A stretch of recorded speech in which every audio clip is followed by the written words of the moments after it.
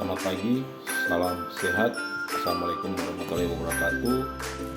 Salam sejahtera untuk kita sekalian. Izin memperkenalkan diri, saya Clemens Arahmetan dari Kabupaten Merauke, Papua Selatan.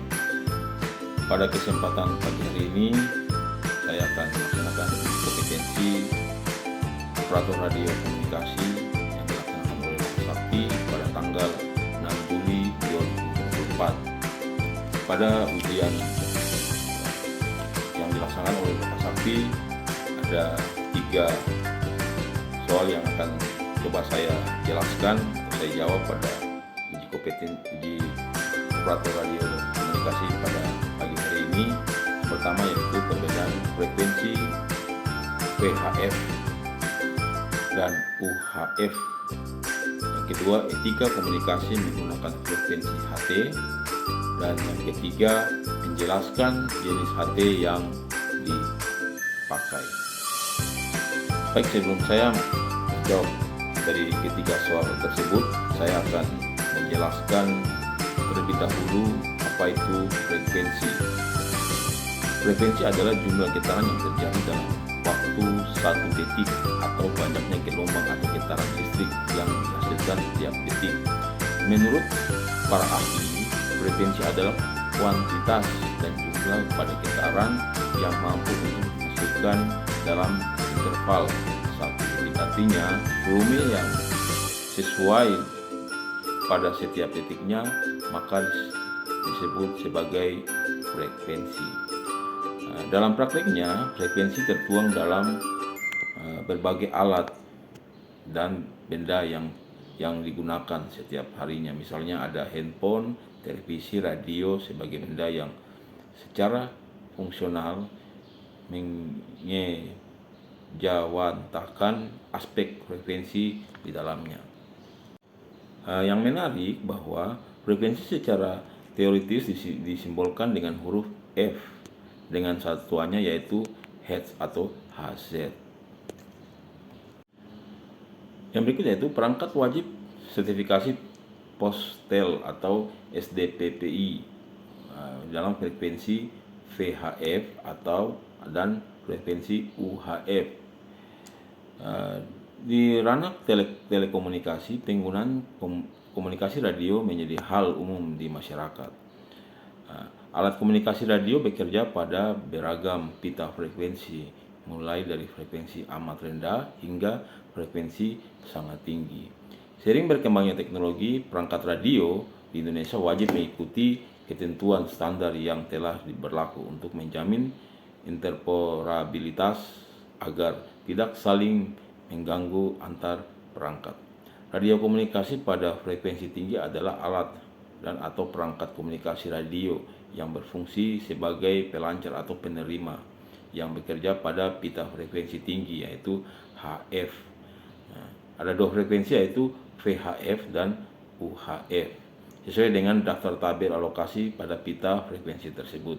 Radio komunikasi VHF dan UHF adalah radio yang umumnya digunakan untuk keperluan stasiun-stasiun radio dalam Dinas Komunikasi Radio Terestrial, termasuk stasiun radio amatir dan radio komunikasi antar penduduk, ataupun perangkat yang dimaksud dapat berbentuk perangkat bergerak atau digital seperti perangkat tetap RIG. Yang berikut perlu kita pahami perbedaan pita radio VHF dan UHF, yaitu sebagai berikut. VHF atau Very High Frequency, untuk frekuensinya itu antara 30 sampai dengan 300 MHz. Untuk panjang gelombangnya yaitu berkisar antara 1 sampai dengan 10 meter. Sedangkan frekuensi UHF atau Ultra High Frequency yaitu berkisar antara 300 MHz sampai dengan 3 GHz atau 3000 MHz. Ini untuk panjang gelombangnya itu 10 sampai dengan 10 cm sampai dengan 1 meter. Ya. Untuk radio atau frekuensi menggunakan VHF umumnya digunakan untuk saluran radio FM, siaran televisi, pemancar telepon genggam, darurat bisnis dan militer. Komunikasi data jarak jauh dengan radio modern, radio amatir, komunikasi kuat, komunikasi kendali lalu lintas udara dan sistem navigasi udara. Itu untuk frekuensi atau penggunaan saluran dari VHF. Sedangkan untuk UHF umumnya digunakan untuk telepon seluler, siaran radio, operator radio amatir, GPS atau Global Positioning System, dan identifikasi radio frekuensi. Baik, yang berikut saya akan coba menjelaskan istilah-istilah umum dalam RAPI atau yang biasa disebut dengan radio antar penduduk Indonesia. Dalam penggunaan komunikasi di RAPI ada beberapa cara huruf alfabet, yaitu yang pertama Alpha Juliet Sierra, Bravo Kilo Tango, Charlie 5 Uniform, Delta Mike Victor, Echo November Whiskey, Foxtrot Oscar Extreme, Golf Papa Yonki, Hotel Quebec Zulu, Indian Romeo. Dan ada beberapa kode RAPI, kode dari RAPI, yaitu 10.1 atau sulit didengar, pembicara buruk, 10.2 didengar baik, 10.3 berhenti mengudara atau memancar, 10.4 benar dimengerti atau diterima dengan jelas, 10.5 ada pesan untuk disampaikan, 10.6 sedang sibuk kecuali ada berita penting, 10.7 mengalami kerusakan atau tidak mengudara. Dan berikut 10.8 tidak ada kerusakan atau dapat mengudara, 10.9 mohon diulangi, 10.10 penyampaian berita atau pembicara selesai, 10.11 pembicara terlalu cepat, 10.12 ada tamu, 10.13 laporan keadaan cuaca atau jalanan, 10.14 informasi, 10.15 informasi sudah disampaikan, 10.16 mohon dijemput atau diambil, 10.17 ada urusan penting, 10.18 selalu untuk kita, 10.19 bukan untuk Anda, harap kembali, 10.20 lokasi atau posisi, 10.21 kontak atau hubungi melalui telepon, 10.22 melapor langsung, 10.23 menunggu atau standby, 10.24 selesai melaksanakan tugas, 10.25 dapat mengulangi bisa berbicara, 10.26 pesan terakhir kurang diperhatikan, 10.27 geser frekuensi pindah ke jalur, 10.28 nama panggil atau call sign, 10.29 waktu hubungan kontak habis, 10.30 tidak menanti peraturan, 10.31 antena yang digunakan, 10.32 radio cek laporan sinyal dan modulasi, 10.33 keadaan darurat emergensi, 10.34 butuh bantuan, 10.35 informasi rahasia, 10.36 jam berapa atau menyanyikan waktu, 10.37 perlu mobil derek, 10.38 perlu ambulans, 10.39 pesan sudah disampaikan. Baik, yang berikut saya akan coba menjelaskan etika berkomunikasi dengan menggunakan HT atau handy talk. Dalam berkomunikasi menggunakan HT tentunya ada etika yang perlu dipatuhi dan yang diikuti oleh para operator pengguna HT. Dalam penjelasan ini saya akan coba menjelaskan yang pertama, yaitu tentunya sopan dan santun dalam berkomunikasi dengan menggunakan HT. Yang berikut yaitu yang kedua, gunakan bahasa Indonesia yang baik dan yang benar. Jadi kita berbicara menggunakan bahasa Indonesia yang baik dan yang benar supaya dapat diterima dengan baik oleh si pendengar. Yang begitu menggunakan sandi atau kode untuk efisiensi berkomunikasi. Jadi bisa menggunakan kode atau sandi yang lebih efisien dalam berkomunikasi. Yang keempat yaitu pertama-tama berkomunikasi wajib menyebutkan tanda pada saat berbicara dan biasakan mengucapkan kata ganti atau over pada akhir pembicaraan maksudnya.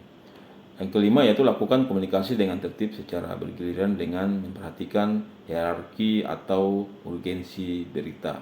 Ya, gunakan kerahasiaan, hindarkan penyebutan nama, jabatan, atau senioritas dalam percakapan.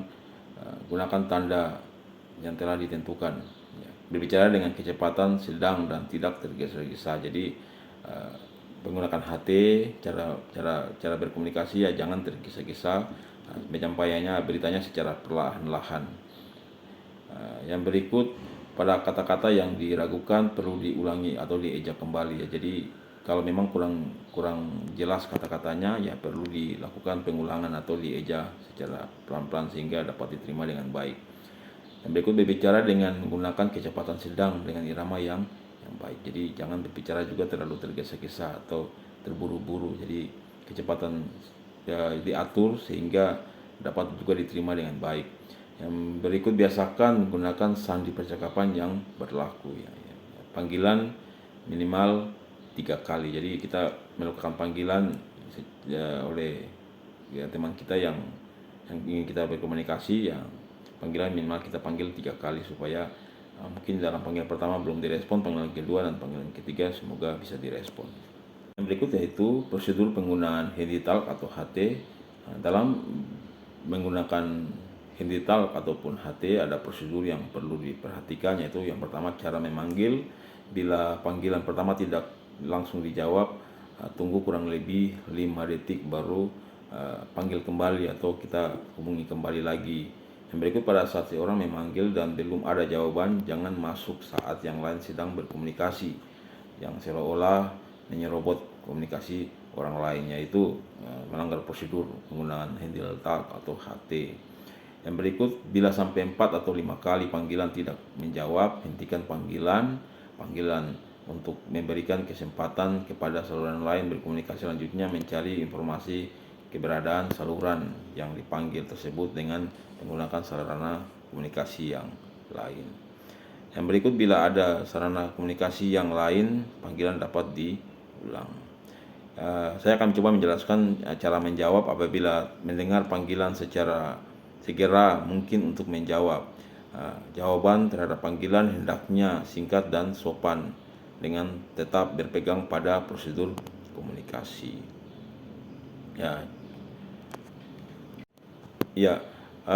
Untuk berkomunikasi juga perlu diperhatikan saat cara berbicara dengan jarak HT ya, kira-kira kita dengan HT tegak lurus seperti begini, kurang lebih 2-3 cm, jangan terlalu dekat ataupun jangan terlalu jauh.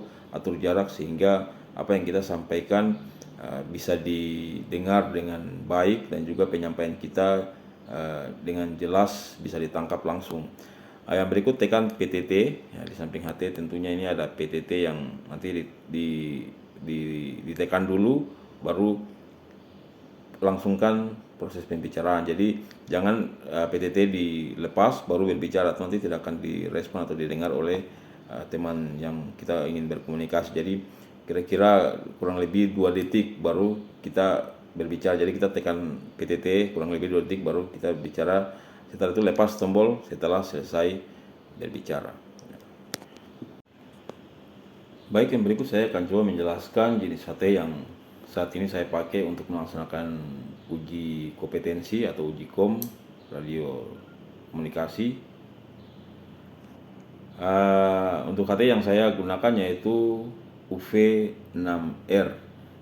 Untuk versi dari UV ini merupakan upgrade dari HT UV5R dengan power transmit besar 7 watt VHF dan 4 watt UHF.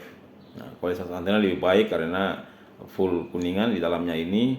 Speakernya kurang lebih 16 ohm menggunakan chiplet terbaru dari Fujitsu dan UTC, sehingga lebih cepat dan noise lebih kecil. Untuk power lebih besar karena pakai chip RDA 11846S. Sedangkan untuk frekuensi range-nya yaitu 136 sampai dengan 174 atau 400 sampai dengan 500 MHz. Ini untuk HT yang saya gunakan ini yaitu menggunakan dual bands, yaitu dual frekuensi, display, dual standby. Output power itu 7/1 watts, 128 channels, 50 CTSS, dan 104 DCS. Ya, seperti HT-HT lainnya atau handytalk lainnya, tentunya ada tombol power. Untuk HT UV 5 atau 6R ini, untuk tombol on off-nya dia satu paket dengan tombol volumenya, yaitu di atas ini. Jika kita putar dia akan on off, dan kalau kita putar ke kanan dia akan on. Di sini dilengkapi juga dengan senter, ada senternya juga di sini. Untuk PTT-nya juga ada, untuk radio FM-nya juga ada. Di sebelahnya ada tempat untuk HT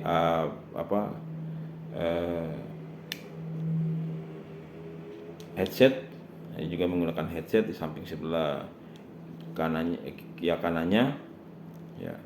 Dia dilengkapi dengan dual band, yaitu frekuensi VHF dan frekuensi UHF ya. Baik, demikian pelaksanaan uji kompetensi operator radio komunikasi Lokasakti. Semoga apa yang saya sampaikan dapat bermanfaat, dan mohon maaf ada kata-kata yang kurang berkenan. Sekian dan terima kasih. Selamat pagi. Assalamualaikum warahmatullahi wabarakatuh. Salam sejahtera untuk kita sekalian. Salam sehat.